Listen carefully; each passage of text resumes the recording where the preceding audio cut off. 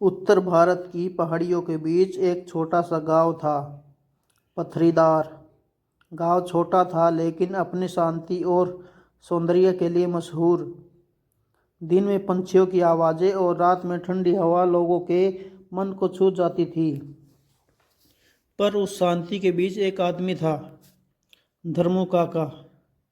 सफ़ेद दाढ़ी, झुका हुआ शरीर, कांपते पैर, पर आंखों में एक अजीब चमक। गांव वाले उसे अक्सर कहते, काका पागल हो गए हैं, हर रात उस पुराने कुएं पर क्यों जाते हैं। क्योंकि गांव के बाहर बरगद के घने पेड़ के पास एक सूना टूटा पुराना कुआं था। लोग कहते थे वह आत्माएं हैं, वह रात में चीखें आती है। पर धर्मू काका हर रात एक छोटा दिया लेकर वही जाते। कहते, ये दिया बुझेगा तो गांव के लिए बुरा समय शुरू होगा। गांव वाले हंस देते, लेकिन काका हर रात जाते बिना चूके। अक्टूबर की एक रात, तेज ठंडी हवा चल रही थी। धर्मू काका कमज़ोर थे, पर दिया लेकर फिर भी निकले। गांव के बच्चे खिड़की से बाहर झांकते हुए बोले, आ गए काका। फिर वही दिया जलाने जा रहे। पर उस रात कुछ हुआ। काका जैसे ही कुएं के पास पहुंचे, उनकी लाठी फिसल गई और वो गिर पड़े। हाथ में रखा छोटा दिया मिट्टी में बुझ गया और उस दिन गांव का आखिरी दिया पहली बार नहीं जला। धर्मू काका वहीं बेहोश पड़े रहे। सुबह गांव में खलबली मच गई। गायब 2 बकरियां, एक गाय, एक किसान का कुत्ता। किसी ने रात में अजीब आवाज़ें सुनी, जैसे कोई भारी सांस ले रहा हो। गांव के बुजुर्ग बोले, ये सामान्य नहीं, कुछ लौट रहा है। उस दिन खेतों में फसल के बीच काले हाथों के निशान मिले और कुएं के आसपास की मिट्टी पर कुछ लिखा था, ऐसे जैसे किसी ने नाखूनों से लिखा हो। दिया क्यों बुझा? गांव वाले कांप गए। काका को होश आया तो वो चिल्लाने लगे, मैंने गांव को चिताया था, अब वो जाग गई है। गांव वाले धर्मू काका को पंचायत के सामने ले आए। मुखिया ने पूछा, काका बताइए सच, ये दिया क्यों जलाते थे? धर्मू काका की आवाज़ कांप रही थी, पर आंखों में दर्द था। 40 साल पहले मेरे बेटे की मौत इसी कुएं में हुई थी। गांव में सन्नाटा। काका बोले, पर वो मौत नहीं हुई थी, उसे कुछ खींचकर नीचे ले गया था। काका की आंखें भर आई। उसी दिन मैंने ठान लिया कि जब तक मैं जीवित हूँ, दिया जलाकर उसके प्रकोप को रोके रखूँगा। गांव वाले पल भर को भी समझ नहीं पाए कि वो किसकी बात कर रहे। काका बोले, वो आत्माएं अब जाग गई है। उस रात गांव में ऐसा हाहाकार मचा जैसे पहले कभी नहीं हुआ। खेतों में से अजीब चीखें, पेड़ों पर लटकती परछाइयाँ, घरों की छत पर किसी के दौड़ने की आवाज़ और कुएं से आती एक धीमी रुलाई। एक किसान की पत्नी ने बताया, आधी रात को किसी ने दरवाज़ा खटखटाया, पर बाहर कोई नहीं था, सिर्फ ठंडी हवा और एक काली परछाई। गांव के बच्चे डर के मारे अपने माता पिता से चिपके सोने लगे। औरतें मंदिर में दिया बाती करने लगी, लेकिन डर बढ़ता ही गया। काका ने गांव वालों से कहा, वो दिया मुझे ही जलाना होगा, नहीं तो गांव बर्बाद हो जाएगा।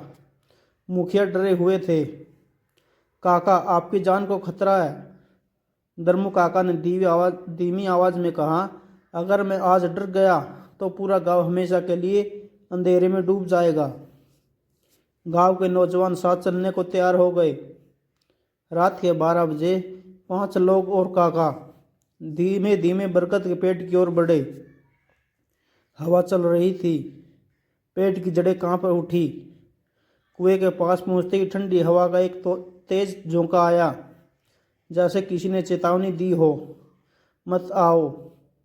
अचानक कुएं से एक आवाज़ आई, बापू। धर्मू काका के पैरों तले जमीन खिसक गई। 40 साल पुरानी आवाज़, उनके बेटे की। काका रोने लगे, बेटा। पर वह आवाज़ बदल गई, रूखी, तेज, डरावनी। आओ, नीचे आओ। नौजवान घबरा गए, पर काका ने फैसला कर लिया, मैं उतरूंगा। अगर मैं नहीं गया तो गांव बच नहीं पाएगा। उन्होंने रस्सी पकड़ी। नौजवान उन्हें नीचे उतारने लगे। कुएं के भीतर अंधेरा था, सदियों का अंधेरा। जैसे जैसे काका नीचे उतरते गए, दीवारों पर उग आई काई उनके हाथों को छूती रही। नीचे एक धुंधली ठंडी छाया खड़ी थी। वही आवाज़ फिर गूंजी, बहुत देर कर दी बापू, अब गाँव मेरा है। काका समझ गए, यह उनका बेटा नहीं, वो चीज़ है जिसने उसे 40 साल पहले निगल लिया था। काका कांपते हुए बोले, मैं तुझे रोके बिना नहीं जाऊंगा। कुएं की तली पर पड़े टूटे घड़े के बीच एक पुरानी पीतल की कटोरी मिली।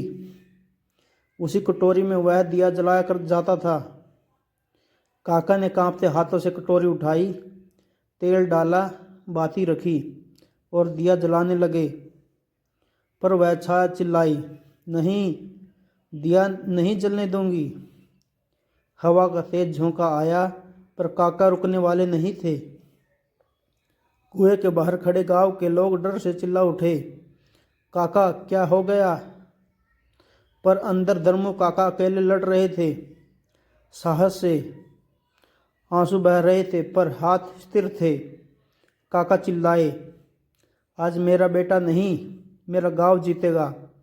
उन्होंने माचिस जलाई, हवा तेज, आवाज़ें डरावनी, पर काका ने दिया जला दिया। जैसे ही दिया जला, कुएं के अंदर की परछाई आग जैसी चीखने लगी। उसके आकार बदलने लगे, फिर वह धुएं में बदलकर गायब हो गई। कुएं के बाहरी इलाके में अचानक शांति फैल गई। काका वहीं बैठ गए, दम टूटता हुआ सा।